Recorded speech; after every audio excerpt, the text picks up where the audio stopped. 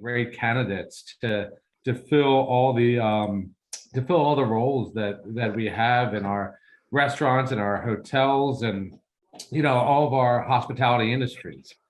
So it comes to not a huge surprise that 3 years later we find ourselves in the same situation. Especially since we lost over 25% of our employees to other industries in the past 3 years. And we're definitely in a better shape today than we were, say, in September, October, November of last year. But I know it's one of the questions I get asked via text, email, more than any other questions right now. Ben, help me find this cook. Help me find another server. Let me find a manager. Let me find, it just goes right across the board. I was just at an event yesterday, and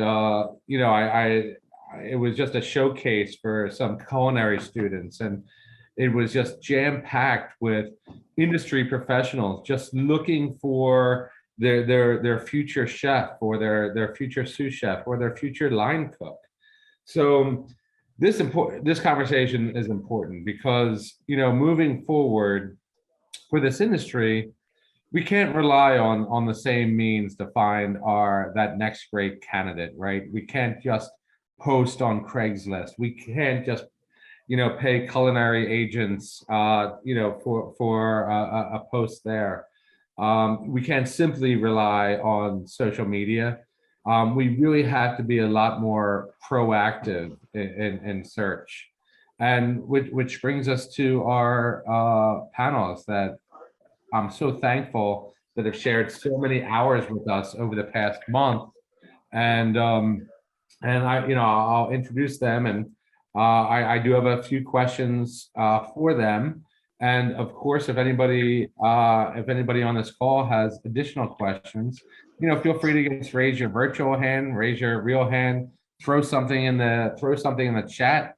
But we will, we'll get to your questions. So, first up, Todd, I'm going to call on you again. Every week, me and Todd, he knows he's the first, but Todd is with the Pennsylvania Department of Corrections, and they have a really unique program there. And Todd, I'm hoping that you can tell us a little bit about that. Thanks, Ben. Yeah, I'm the chef instructor for one of the 3 culinary programs that the Pennsylvania Department of Corrections has in the state. My program is a 10-week program in the training academy in Elizabethtown. I have 9 students that I see Monday through Thursday from every day from 7:30 to 4:30. They're selected from all 23 men's institutions across the state. To qualify, they have to have a GED or their high school diploma. They have no misconducts for them. They have shown an interest in the food service industry or have worked in the industry previously. Then they are interviewed at their prospective institutions, and then if they're selected, they get transferred to the Camp Hill prison and would get bussed over to me every morning for those 10 weeks while we're in class. As far as the class goes, first week is Serve Safe. They take the Serve Safe Manager course, which they must pass to stay in the course. If they don't pass it, they get pulled from the course right away. So they're pulled by that second week when the scores come in. In that second week, I go over culinary history, culinary math, including scaling recipes, proper measurements, ratios, how to read and understand a recipe, and all the terminology that's in there. And we start with our knife skills that we continue throughout the course. Third week, we start breakfast cookery, stocks, soups, sauces. Our stocks are made from the bones from the chickens we fabricate, and the bones the veal bones or beef bones that we bring in. Starting the fourth week through the 8th, we start to get into some dry heat cooking methods, moist heat cooking methods, baking. By the 9th week, we set up a little restaurant here in the training academy for staff and people who are interested in the program. They come and have some lunch served to them.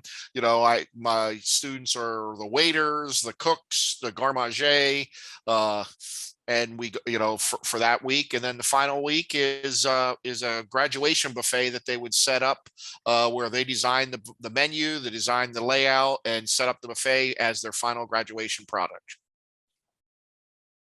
That's really cool. So it's almost like Top Chef style restaurant wars that next to final week, huh? Yeah, like I said, I've said before, you know, nothing is out of a box. You know, if we're making a recipe and it calls for mayonnaise, they're cracking eggs and salad oil and making the mayonnaise to go into it. So it's an intense 10 weeks. That's really cool. And we've discussed this, but you know, as a former restaurant operator myself, you know, I grew up in this industry, and you know, it was get restaurants and hotels usually a pretty tight team, almost like family, and it may make some folks nervous to be hiring somebody who was just released from prison. You know, because you're working with sometimes high school students or college students, and you know, what do you say to these operators that are considering hiring one of your former students?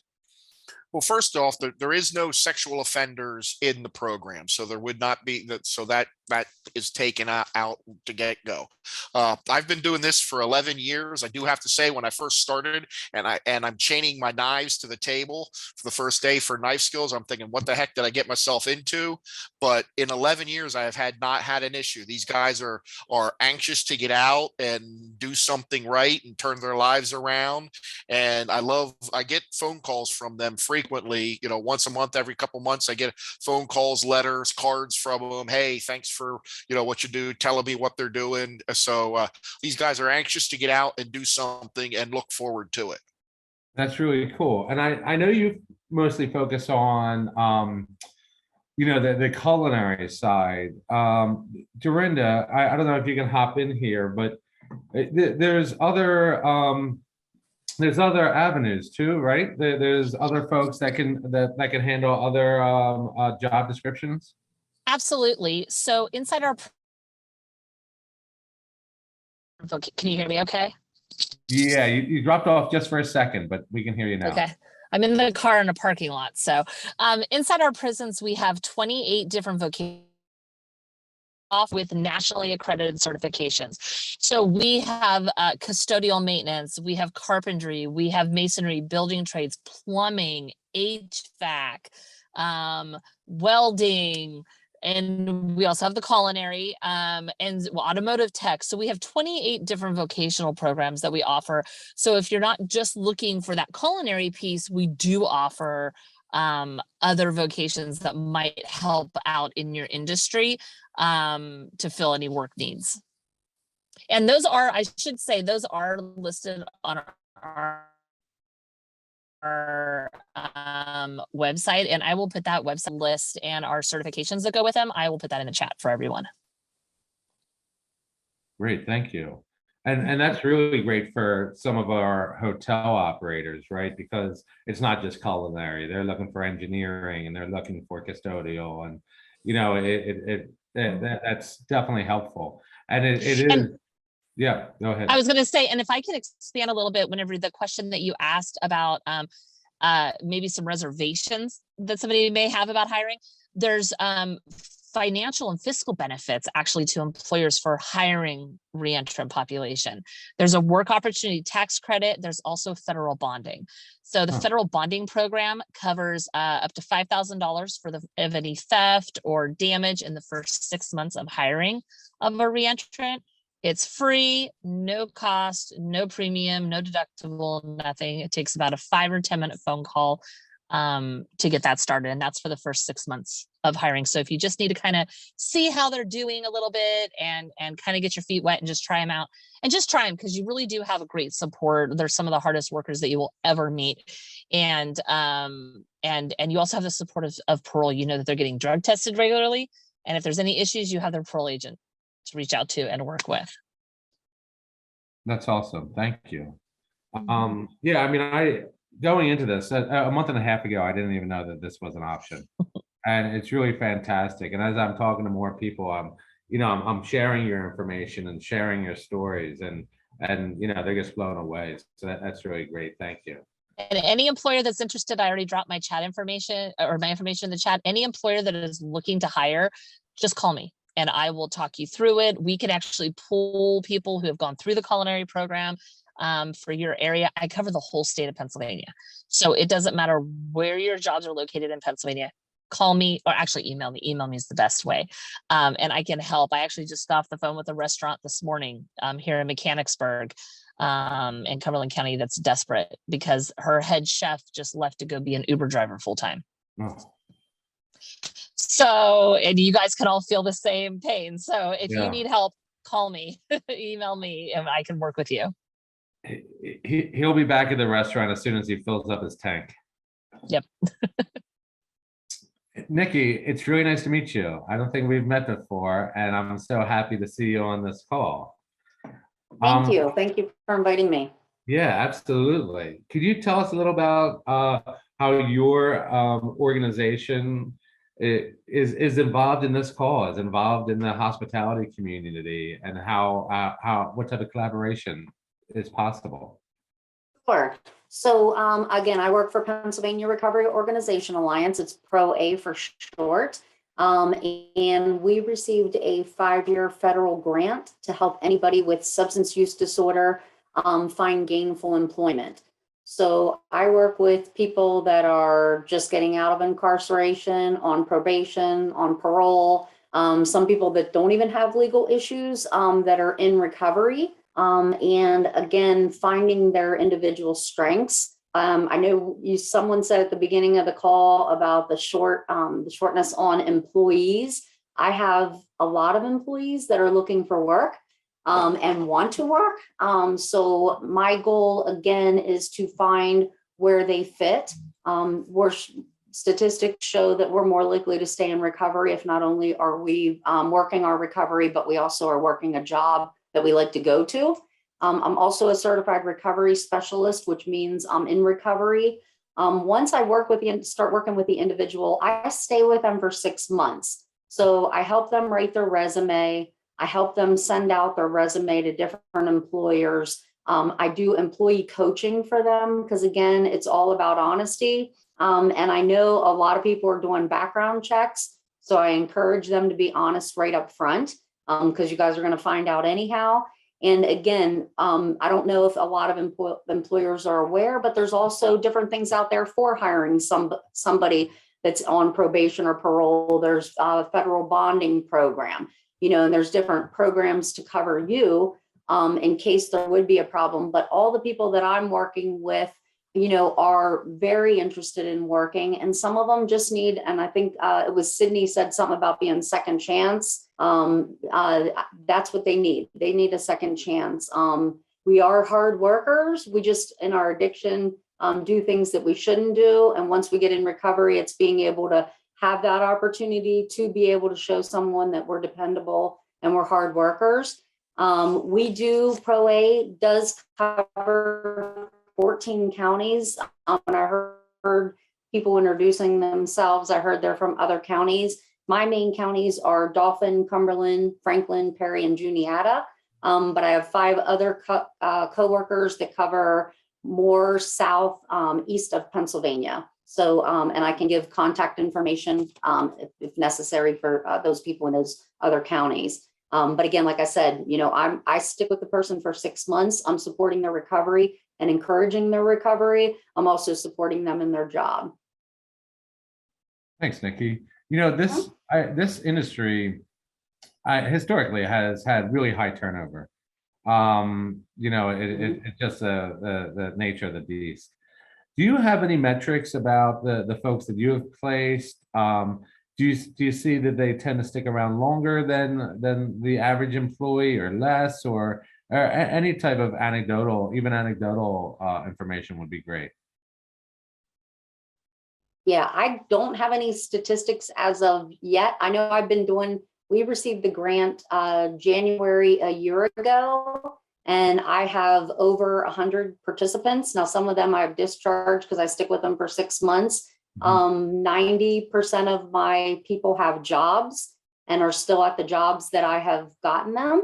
And of course, it's in every different field. Again, finding where, their strengths lie and what they're interested in. But yeah, I mean, I have a lot of people sticking and staying. No, that's great. That's great news. Thank you.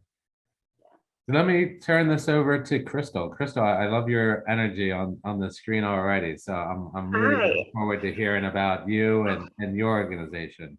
Sure. So I think you guys have met a few times with my supervisor, Kathy, and she actually had me sit in on the first one. And then she said, I'd really like you to sit in. So I am a woman in recovery. I'm also a felon. Okay. So I'm a convicted felon. And I say that I'm in the process of getting a pardon through the state of Pennsylvania. But I give so much credit to getting my first job at a restaurant when I was in work release in Dauphin County. And, that job I ended up working for 4 years. So, and then after that, I worked at another restaurant for 3 years until I entered the recovery field, which is what I do now. So I am considered a program and partnership specialist for drug-free workplace PA, but then I also work under Gadenzia for Access, which is an employee assistance program. And then ironically, I run the police here. I'm the program manager for a police program. So It is quite a turn of events, right?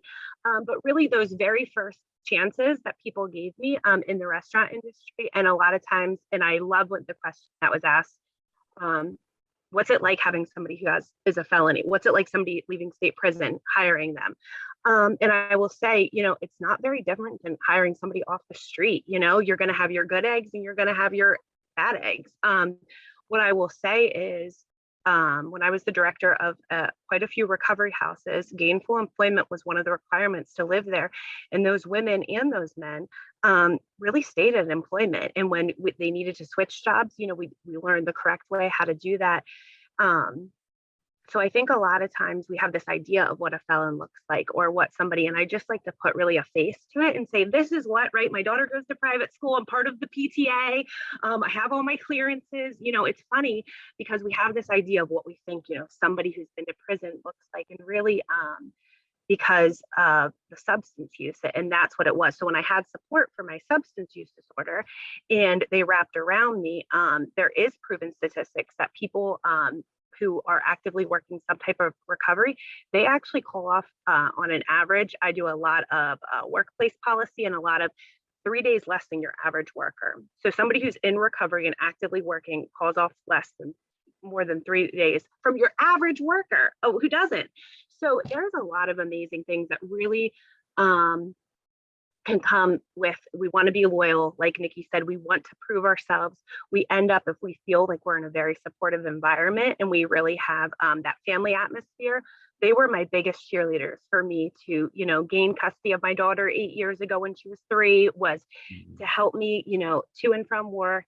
They really kind of stepped up, and I was able to build this beautiful life that looks so different from them, but they are still huge in my life today. And I think that is so important. So really looking at recovery houses, recovery community organizations, people with pasts who are willing to be open with you is so crucial, because you will find some of your really good workers. And in fact, I just chatted with somebody because I was like, I might serve a night or two for that extra money right now, because it is good. Good. So, and I think the other stigma is it safe for people in recovery to work in the restaurant industry? And it absolutely is, right? I have many of my friends who work in the restaurant industry who are in active recovery. There can be some safeguards around that. So maybe not being in a bar position, being a bartender if they don't feel safe around alcohol, but there's other things that you can do. So really kind of implementing a recovery friendly environment in that restaurant for the support of somebody that I think would maintain your employees as well.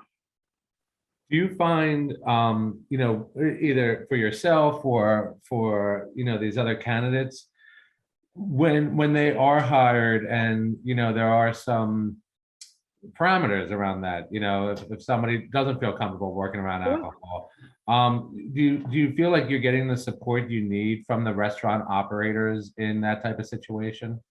Sure. So like one of the things was like I wasn't going to test out drinks, right? Like I wasn't going to test out drinks. So it was, they made like really amazing cards for me that said like, this is exactly what the drink tastes like. This is, you know, what it pairs well with. So I didn't have to place myself in a jeopardizing position where it, you know, jeopardized my sobriety and my recovery, but I still could be really informative to the customer of, you know, what wine might pair best with that dish, if that makes sense. You know, one of my questions I thought about was like, you know, what are the advantages of hiring somebody in recovery? And I think you answered that. I mean, it really does seem, I mean, just like the calling out part, you know, that alone is huge. But and you or Nikki or even Todd, you know, what are the advantages for us as operators to call on you to say, hey, listen, I think we're going to give this a shot. I'm sorry, we haven't given it a shot. We're, you know, we're definitely looking into this in the future. What are some of those advantages for these guys? Are you asking me? Yeah, you or Nikki or Todd. I mean, do you have these? Do you have a, you know, maybe a specific success story that, I mean, I know personally, Crystal, you're an amazing success story. Are there other success stories out there that? I think that is like, so as you know, I am nothing unique. There's 1,000 more of me, 1,000,000 more of me. There's over, you know, 800,000 people in Pennsylvania who are in recovery. You know, that is, and that's, you know, that's the information that we're able to gather. And remember, not everybody has the privilege to be as open and honest as I am. So I would really, you know, like to encourage people that we like, a lot of times we're really open-minded, we're very loyal, we have good life experience, and we're able to, if there is an issue, we live in this way where we kind of address things, and we kind of are a little bit out there, in a way where it brings a lot of light and it brings a lot of, I think when you live on the brink of death for so long, there's a gratitude that goes along with it. And really just giving people that, and I know we said second chances, sometimes people need, you know, it took me a long time to find recovery and I needed like a fourth, fifth, or sixth chance. And I am so grateful for those people that had that vision for my life that I didn't at the time, because I couldn't see that at the time.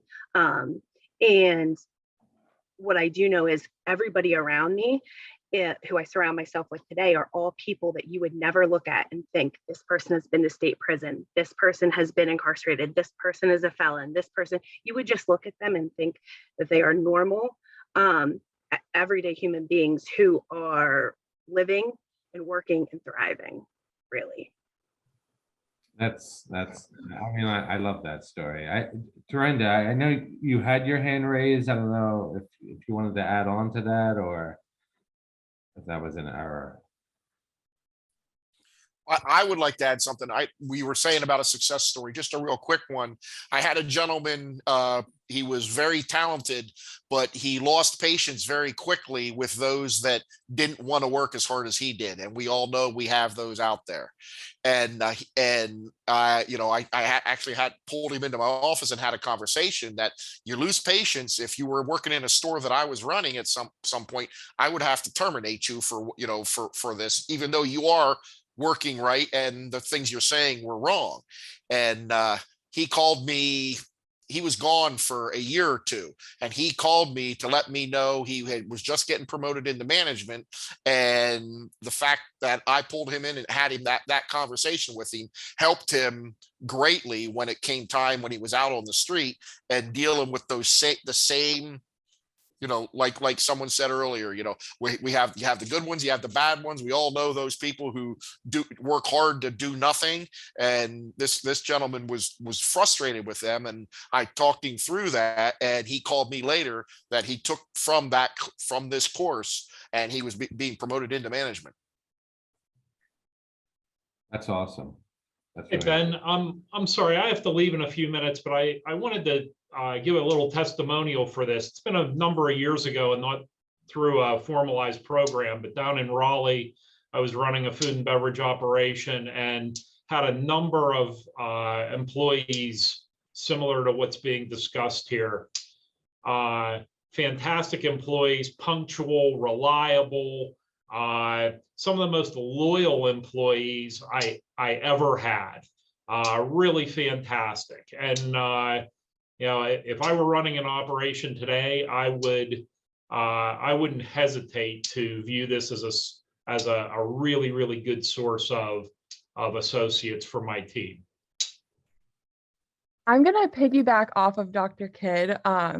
And I work with him. I'm a PhD student at Penn State, but previously, before my academic life, I was managing an industry in the hotel industry. And I wanted to kind of comment on the retention rates because that's something that I kind of go back to in all of my research, because my retention rates were split in half. At the first property that I started hiring, I did work release programs, and I did obviously second chance hiring. But I wanted to talk about somebody that I always talk about, and it was at my first hotel. I was right out of college, didn't know, I was struggling to find labor. I was in rural Montana, and I had somebody come straight out of prison to come interview to work, just needed anything to start to get her child back. And I ended up training her to be the GM of that property when I left. She was incredible. And I wanted to just comment that not only are retention rates going to decrease when you are using this sort of labor time and time again at every property that I implemented these programs in, but people that hit rock bottom and pick themselves up have more character than your average applicant. And as somebody who's in recovery as well, I think I can attest to that it takes tremendous strength, and strength is what we need in this industry to get through. And so yeah, I'm so happy to be a part of this call, because you guys are all speaking my language. I came back to academia to really spread this message that people in recovery and people that are previously incarcerated are not just viable labor, but in my experience, better. So I would love to answer any questions if you have questions as far as implementing it, because you do have to manage for recovery. You do have to manage with this knowledge that they just went through this insane life experience that most people never go through. Incarceration is no joke. It leaves lasting marks. And anyway, I'm going to stop talking now, but I appreciate everybody here. And yeah, thank you. And I've spoken to Dorinda before, but Nikki and Crystal, watch out, because I'm coming for you too. That's fantastic. Hey, does anybody have any other questions that are on this call? Wow. So just to let you know, as you saw, this is being recorded. So although we are a small but mighty group, as Heidi would say, this will be distributed to our entire Keystone chapter, as well as some of the other webinars that have been put out this month. So not only will it be distributed to everybody on our 11,000 person email list, but you know, you'll be able to find it on our website as well. So people can go back and get this information. Heidi will also share all the contact information, so we know how to get in touch with you. You know, this is really great. Nikki, thank you for your time. Todd, thank you. Let's try to hook up in real life at some point. I feel like we're due for a beer. Sydney, thanks for your comments. Crystal, Dorinda, thanks for stopping in a parking lot and speaking with us. But again, thank you so much. And it's so important that we're all thinking outside the box right now and helping out everybody in the Commonwealth. So I do appreciate it. And with that, I'll turn it back to Heidi.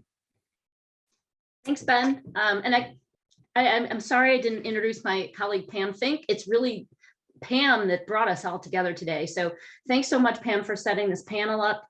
You're amazing, and we're really appreciative to have you as part of our staff. She's one of our newest. It was a pleasure to have everyone on this call today. Thank you so much for participating, and we will see you next month. Thanks, everyone.